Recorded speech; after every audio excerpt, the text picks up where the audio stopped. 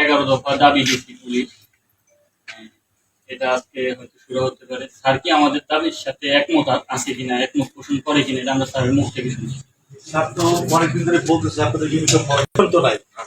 এখন কেন্দ্রীয় ভাবে যে সিদ্ধান্ত আসবে আপনি ইউনিফর্ম করবেন, স্যার তো না স্বীকার করতে কোনো উপায় তো নাই। স্যার তো স্বীকার করবেনই।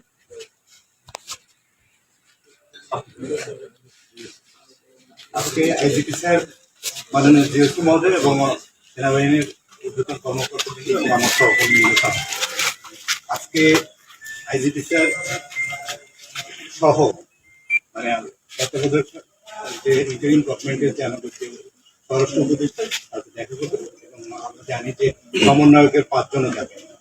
আমার মনে হয় যে 13 দফা আছে সেই 13 দফার আমাদের দীর্ঘদিনে একটা ক্ষত সৃষ্টি হয়েছে। আমার মনে হয়েছে যে যেহেতু একটা নতুন গভর্নমেন্ট আসছে, আমাদের এখন মূল কাজ হচ্ছে তাদেরকে সহযোগিতা করা। আমরা কিন্তু দেখছি যে বাংলাদেশ সেনাবাহিনীর প্রতিটি সদস্য কি অক্লান্ত দিন রাত অক্লান্ত পরিশ্রম করছে, মানে যে কেউ ঘুমাইতে পারছে বলে আমার মনে হচ্ছে না।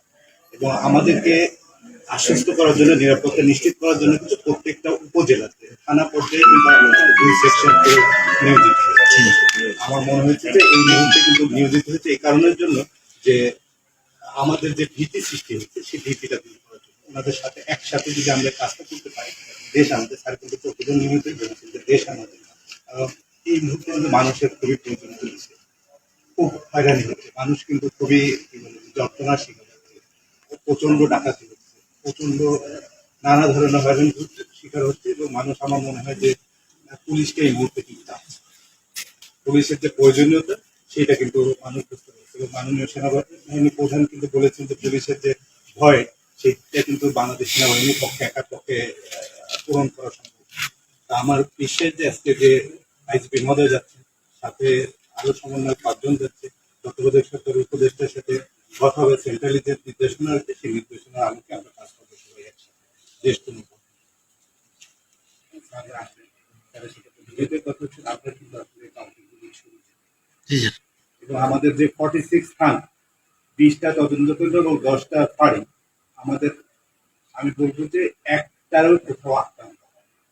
কিন্তু প্রথম 2 দিন যখন কর্মবিরতির সময় একদমই 5 তারিখে আমি বলবো যে আমি 5-6-2 দিন কিন্তু আমি তোমরা জানো কিনা জানি না, আমি কিন্তু 2 দিন আমার সব অফিসার নিয়ে পুলিশ লাইনে ছিলাম, অস্ত্রাগার পাহারা দিয়েছি।